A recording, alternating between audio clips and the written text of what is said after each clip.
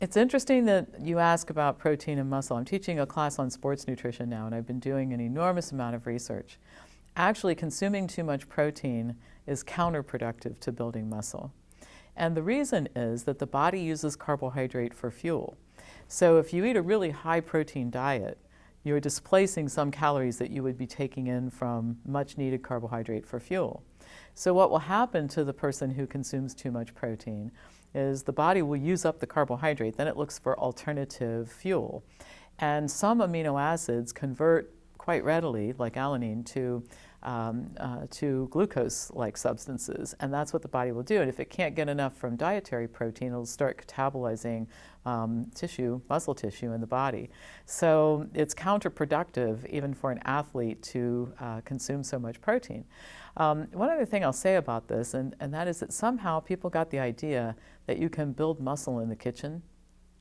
Okay, you know where you build muscle? In the gym. That's where you have to go. It's resistance training.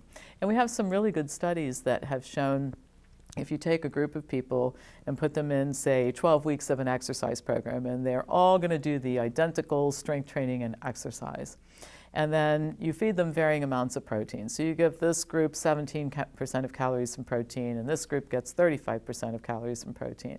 At the end of the 12 weeks, you have identical advancement in terms of the building of muscle tissue, burning of fat. And the reason is it didn't have anything to do with the protein, it had to do with the training. Okay.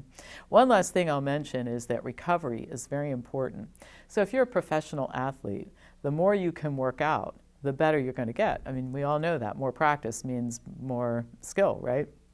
Okay, so if you can recover faster and work out 3 times a day instead of 2, or 2 harder workouts instead of 2 slightly less hard workouts, you're going to be a better trained athlete, you're going to be more competitive.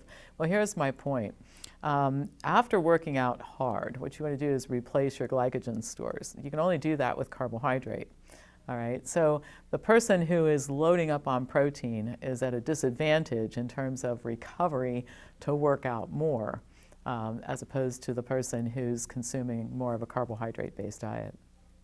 The best recovery food is carbohydrate. Now, you're going to eat some protein, I mean, because all foods have protein, but you don't need to go out of your way to drink protein smoothies and protein bars, but that's the way things are advertised. Notice how many commercials you see on TV for food bars or smoothie mixes and that sort of thing, and it contains 14 grams of protein. It might contain only garbage in addition to that, but contains 14 grams of protein. So people think you got to load up on protein every meal before you work out, during the workout, after workout. Really bad idea.